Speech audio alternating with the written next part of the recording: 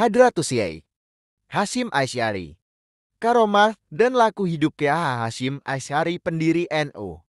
Ketika Hasyim Asy'ari muda berangkat nyantri ke pesantren yang diasuh KH Muhammad Khalil bin Abdul Latif Bangkalan Madura, Hasyim Asy'ari muda langsung diuji oleh sang guru. Hasyim Asy'ari muda disuruh naik ke atas pohon bambu, sementara Kyai Khalil terus mengawasi dari bawah sembari memberi isyarat agar terus naik sampai ke pucuk pohon bambu tersebut. Kyai Hasyim terus naik sesuai perintah gurunya itu.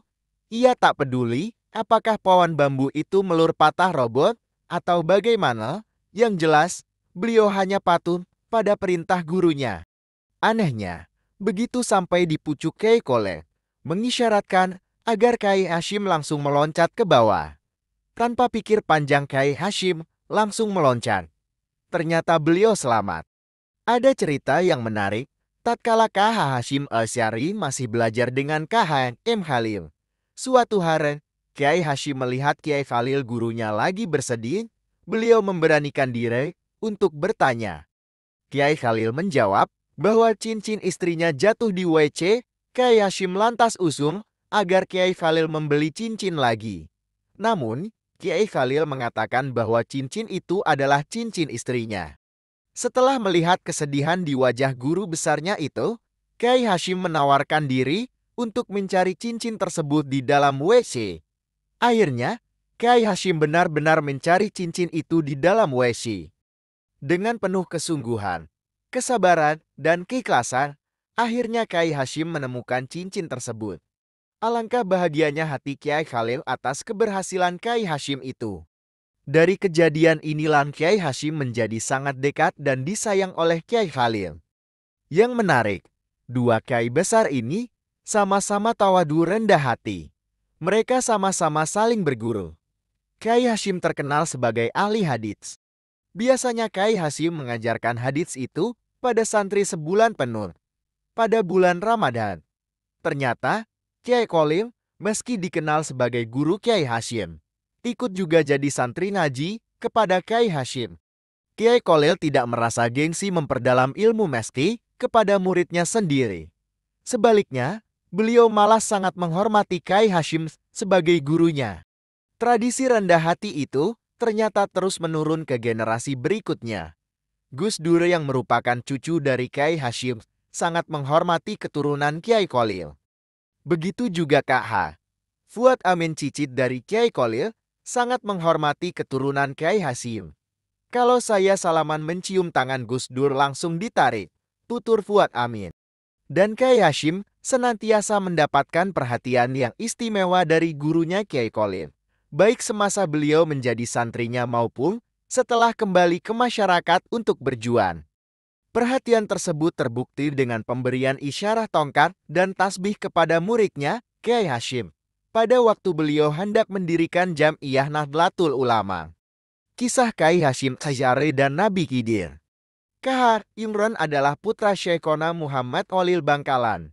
Kala itu Nabi Khidir menjelma sebagai orang berpenyakit yang menjijikan.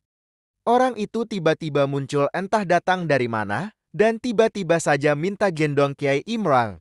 Namun beliau menolak. Karena menolak, orang itu lantas mendatangi Kyai Hasyim dan minta untuk digendong beliau. Waktu itu Kyai Hasyim masih mondok di pesantren Kyai Khalil. Tanpa merasa risih dan jijik, Kyai Hasyim menggendong orang tersebut dengan tulus. Saat hampir sampai di pesantren, orang itu minta diturunkan. Orang tersebut kemudian berkata, "Sampaikan kepada Kyai Imran bahwasanya saya ini adalah Nabi Khidir." Setelah itu, orang tersebut lenyap. Begitu kabar ini disampaikan, Kyai Imran terkejut. Ia menyesal telah menolak menggendong orang berpenyakit itu yang tak lain adalah Nabi Khidir. Sejak itu, kabarnya, Kyai Imran bertekad untuk mencari Nabi Khidir. Ia terus mengembara untuk mencari Nabi Khidir sebagai bentuk rasa permohonan maaf dan penyesalan beliau. Semangat jihad KH Hasyim Asy'ari. Tepat pada tanggal 21 sampai 22 Oktober tahun 1945, KH Hasyim Asy'ari mengumpulkan wakil-wakil dari cabang NU di seluruh Jawa dan Madura di Surabaya. Dalam pertemuan tersebut, diputuskan bahwa melawan penjajah sebagai perang suci dan hukumnya fardu ain saat ini populer dengan istilah resolusi jihad. Setelah resolusi jihad dicetuskan, ribuan kiai dan santri bergerak ke Surabaya pada 10 November tahun 1945 atau tepatnya 2 minggu setelah resolusi jihad dikumandangkan. Meletuslah peperangan sengit antara pasukan Inggris melawan tentara pribumi dan juga warga sipil yang cuma bersenjatakan bambu runcing. Konon, ini adalah perang terbesar sepanjang sejarah Nusantara. Menurut KH, Wahab Hasbullah prinsip hidup KH Hasyim Asy'ari yaitu berjuang terus dengan tiada mengenal surut, lelah, dan istirahat.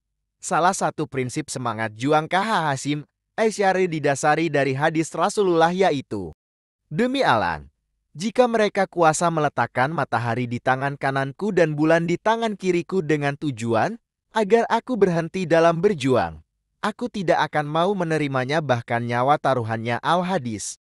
KH Hasyim Asy'ari senantiasa mengingatkan kepada santri-santrinya untuk selalu mengikuti dan menjadikan tauladan dari perbuatan Nabi Muhammad SAW.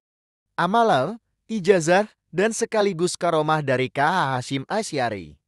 Meneladani Rasulullah sebagai idola utama manusia. Itu yang senantiasa beliau wasiatkan bukan hanya kepada santri-santrinya, tetapi juga kepada seluruh kaum muslimin. Semangat jihad membela agama dan bangsa. Beliau adalah ulama yang mujahid ahli jihad yang negarawan dan memiliki patriotisme yang luar biasa. Hal ini bisa kita lakukan sesuai dengan kemampuan dan profesi kita masing-masing ulama, ustazi, guru, pegawai, pelajar, santri, pengusaha, pejabat, petani, nelayan DLR. Jihad tidaklah harus berperang atau memikul senjata, segala bentuk perbuatan baik dan membawa manfaat serta mencegah segala bentuk perbuatan keji dan munkar itu sendiri juga merupakan suatu jihad. Menjaga syarat 5 waktu dengan berjamaah. Beliau memiliki pribadi yang ikhlas dalam bertindak, termasuk ikhlas melayani umat, masyarakat, dan bangsa Indonesia ini.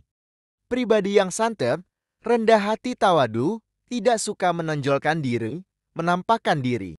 Saling menghormati, suka bermusyawarah, tidak fanatik yang berlebihan, merasa paling benar sendiri.